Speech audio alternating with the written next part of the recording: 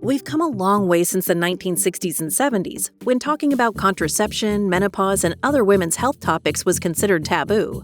But are biotech and pharma really paying enough attention to the health needs of women?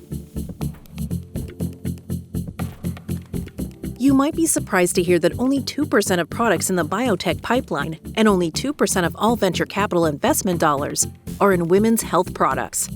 This has resulted in huge gaps in existing treatments for a host of conditions faced by women, who represent 50% of the world's population. So how do we change it? Normalization, representation, and market recognition. First, let's talk about normalization and representation. Stigmas around speaking about women's health have kept important discussions from taking place. But greater representation of women's voices at the table are breaking through those barriers. Women's health can benefit from having more women in the room, simply just to make sure the conversations are happening everywhere and using the appropriate language. Vagina is not a 4-letter word. It is a body part.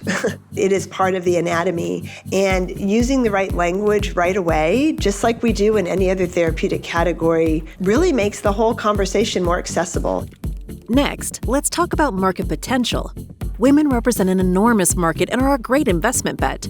Of the products that generate over $500 million in annual revenues, 27% are for women's health. In part because of the COVID-19 pandemic, there was a big bright light shown on health disparities in the U.S. And there was a recognition that women's health was really underserved by venture capital. And women in particular saying, there are not companies that are serving my needs and I'm going to start them.